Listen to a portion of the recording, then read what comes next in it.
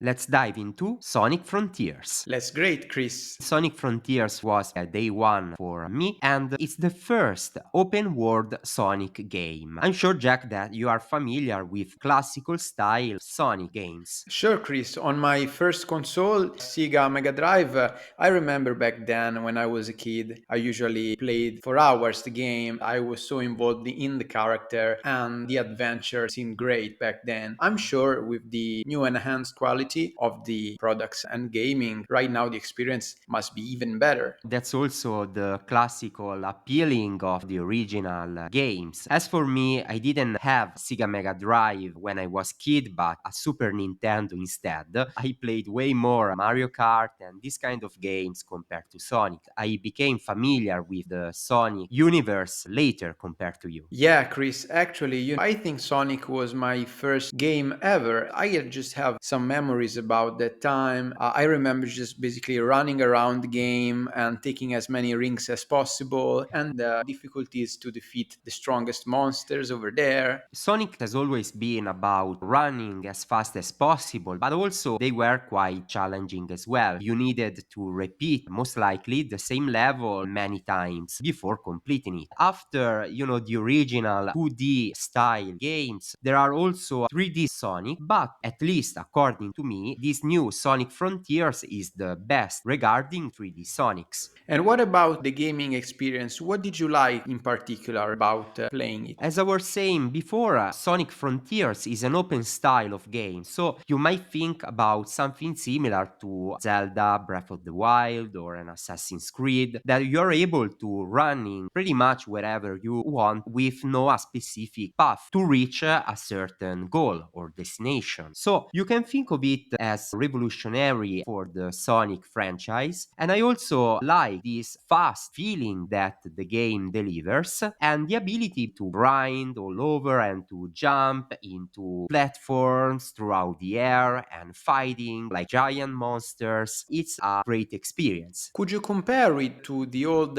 classical one somehow? Have you seen at least some pics of the old game? That's a really good question because certain levels or areas are basically an inspiration to the classical ones, kinda switching to the old style, but everything is flawless. It's kinda an homage to old time fans like us, for example, compared to newer gamers that maybe were not even born in the 90s. Yeah, of course, Chris. I think right now the legacy of Sonic has spread even more because I know some movies has been produced about Sonic. For example, the first going back in 2020, directed by Jeff Fowler. So, Jack, I wouldn't spoil much about it because I would like to invite our old time as well as new listeners to our first channel and podcast that is called OCD Geeks to hear us discussing more about Sonic movies. Sure, Chris. Just a sneak peek for our listeners, Jim Carrey starring in this movie. So I'm sure we will talk about it more in the upcoming OCD Geeks episode. You know, Jack, that many people online criticize Sonic Frontiers because there are like some technical difficulties or something like that, but for me, it was pretty much a positive experience. I understand it, Chris. The overall experience of playing a game should be not limited by many technical difficulties. Sure, especially for a fast game like this one. So basically, this game is available for all major platforms, including Xbox Series S and X. I've been playing on the Xbox Series X, but there is also a PS4 as well as PS5, Steam Edition, as well as Nintendo Switch. So if you happen to have, for example, a latest generation of console, I would totally recommend you to play Sonic Frontiers there. Of course, the Nintendo Switch is way less powerful compared to an Xbox Series X. So some people were reporting a bit more struggles while playing the Nintendo Switch edition. I understand it, Chris. And I also can see how many people are still,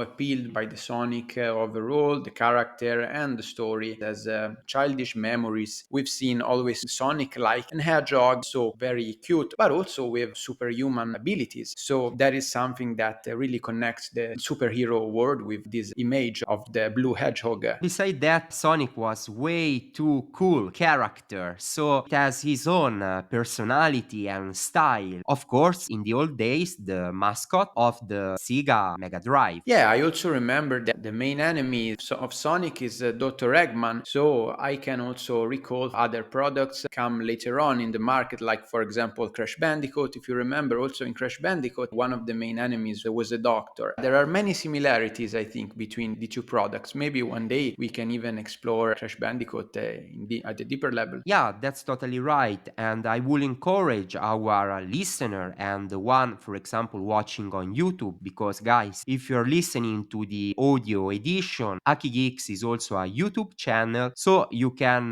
listen to this episode while watching game clips recorded by me on the Xbox. That's right, Chris. Last but not least, Jack, I would like to point out the soundtrack of the game because it is kinda similar, for example, to the Zelda Breath of the Wild soundtrack. The music really depends what's going on in the game. So if there is a more relaxed exploration of a high combat level experience, it is an orchestral soundtrack with also piano with a bit of electronic. So I'm sure that this soundtrack is something so great to listen, even for example, doing your daily task or while studying. I would totally recommend you to listen to it. If I will not have the chance to play directly the game, maybe I can put the soundtrack in the background. Sounds good. For more about Sonic, this time related to the movie theater experience, you are totally welcome to check out OCD Geeks in order to keep going with the conversation. So, even for today, Let them talk, our freaks. we keep playing on Aki Geeks.